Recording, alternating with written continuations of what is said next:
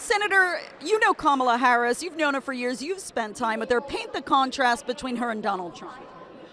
Well, Kamala Harris is highly qualified to be President of the United States. She's smart, she's capable. She's used her whole career to fight for families, to help people in need.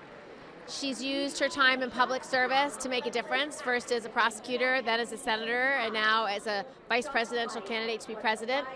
And I believe that she is somebody who has the vision and the leadership capabilities to move America forward and to help people in all the challenges they face, whether it's a tough economy or whether it's opportunities for their kids. I think she'll have a vision and a set of policies to actually achieve those goals.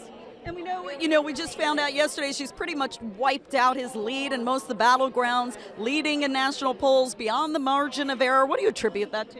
I think she's created a lot of excitement and a lot of momentum. I think people are excited about who she is and what she stands for. I think there's a lot of women who are much more engaged than before, a lot of young people, a lot of people of color, very excited about what she's offering and what she's putting forward.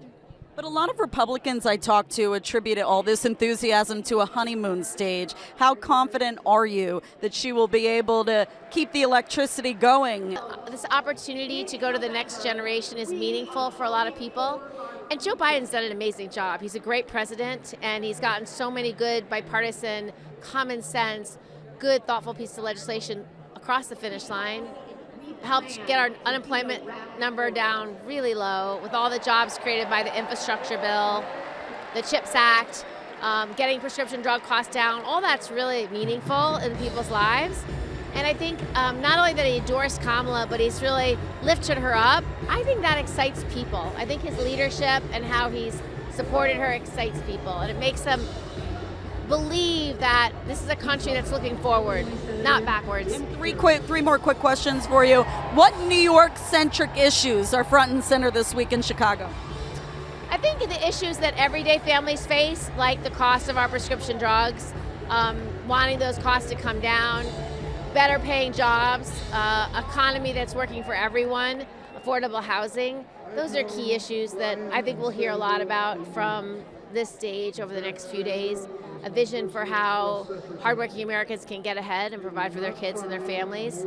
I think healthcare is still a major issue. Women's reproductive freedom is a hugely important issue. We have a ERA, Equal Rights Amendment, on our ballot this year in New York, and there's another half dozen states. They also have equality ballot measures as well as reproductive right ballot measures.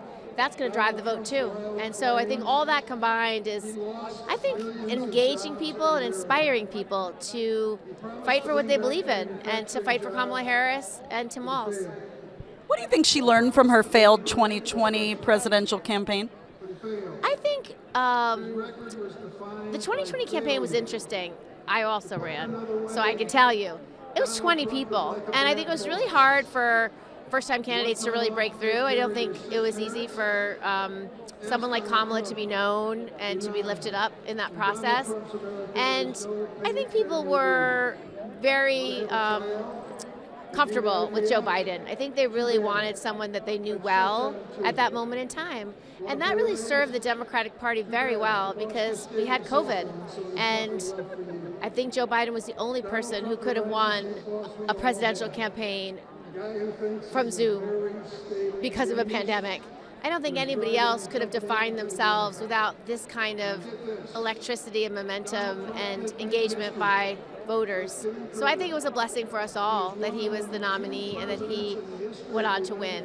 He was the right person at the right time for all the right reasons. Last question for you. I guess, the big question now is, can Chicago do for Harris what Denver didn't for Obama? No way. I think so. If you just look around, people are excited. They're in their seats early. This is really early. They want to hear every speech. They want to be part of what's happening. They want to be part of this history in the making. And I think for a lot of us who worked really hard on Hillary's campaign, it's also a second chance to lift up a woman candidate. And that, to me personally, is so inspiring. It's going to choke me up all week, and I'm really excited about it. So I think a lot of people want to be part of that. What has you so emotional right now?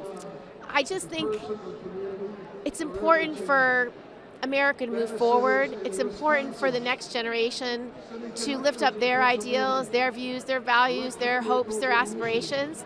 And we can do that through Kamala. And I think people feel that way. And I think they feel compelled to help her. And for her to be the avatar of this moment, to be the person she is, the woman she is, the leader she is, it's exciting. And we all want to be part of that future.